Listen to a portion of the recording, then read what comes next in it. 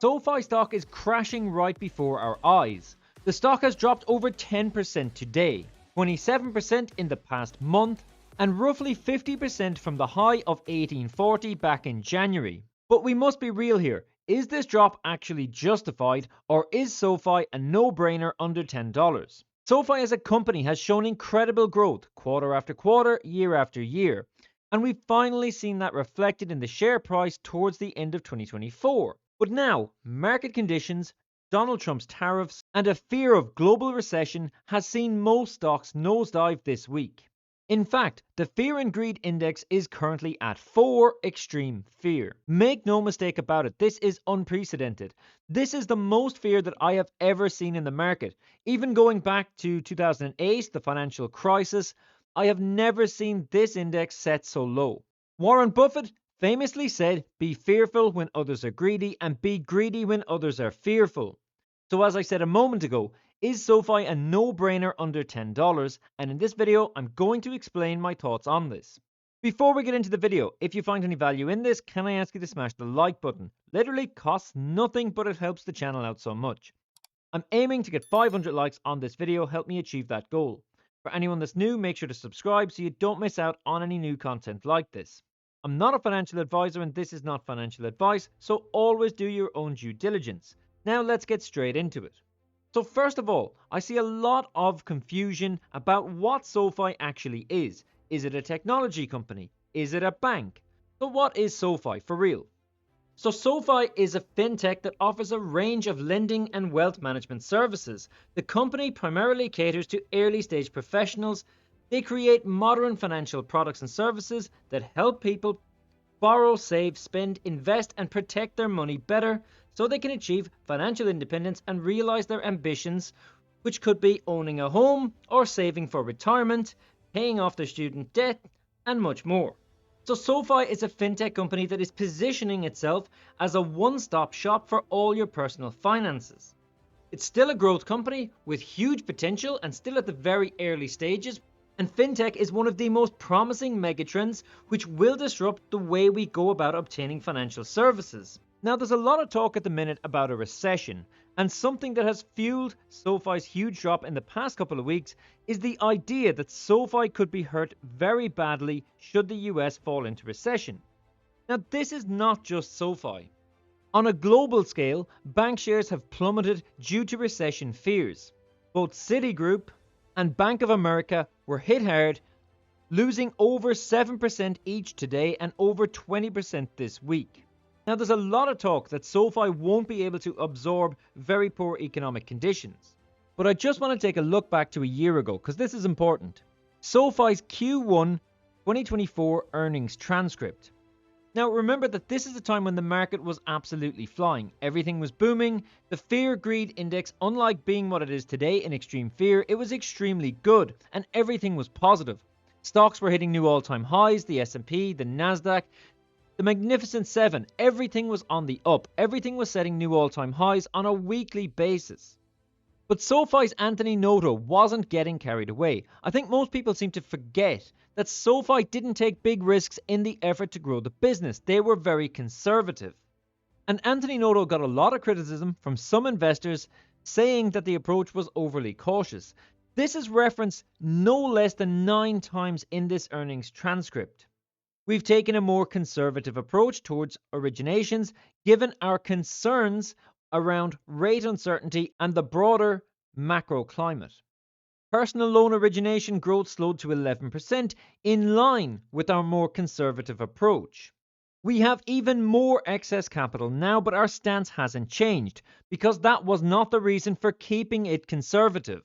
We're just taking a very conservative view to make sure we don't go into an environment that we're completely unprepared for. And these same sentiments were echoed again in Q2 and in the Q4 earnings call from only 2 months ago. Now I think you get the picture here. SoFi did not take unnecessary risks and were preparing in case of the worst. And right now the worst has arrived.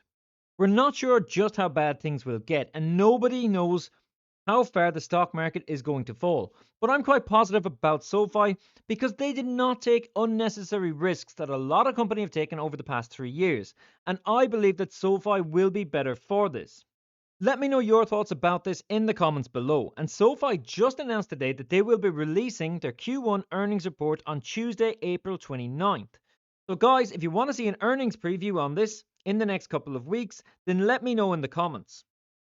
Now, this article was written only a few days ago. Should you buy SoFi while it's below $15? But right now, as we know, SoFi has dropped below $10. SoFi hit a 2025 high of about 1840 in January, but obviously it's pulled back considerably. Despite this pullback, the business has strong momentum and the recent news has been very good. Now, there are major macroeconomic concerns, so does SoFi still look good value at this level? First of all the recent news has been good.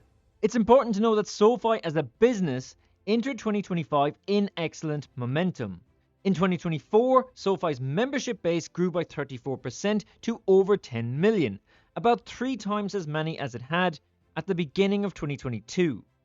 The business produced record loan originations despite a persistent high interest environment, and revenue grew by 26% year over year. On the bottom line, 2024 was SoFi's first full year of profitability. Since the earnings report, there have been several good news items. The company expanded its SoFi Plus premium membership, announced a $700 million loan securitization from assets on its balance sheet, and also announced a $5 billion commitment from Blue Owl Capital to expand the loan platform business. In my opinion, despite the macroeconomic environment, despite SoFi's weaker than expected guidance, I think the company has been prudent, something that a lot of companies were not doing to such a degree, and the stock to fall back under $10 puts it in bargain territory in my opinion. Now this is important.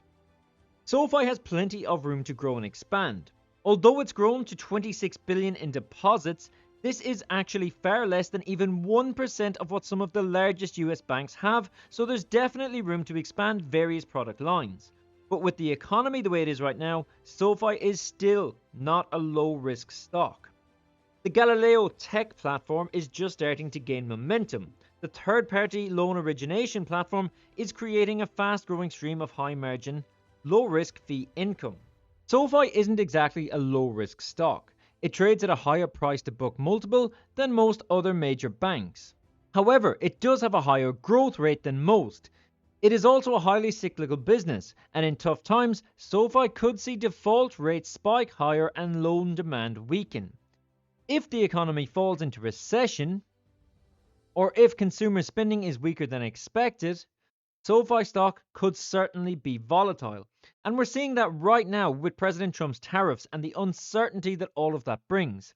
SoFi has dropped 50% from its January high, but does have fantastic growth momentum. So this could be a huge opportunity for patient long-term investors.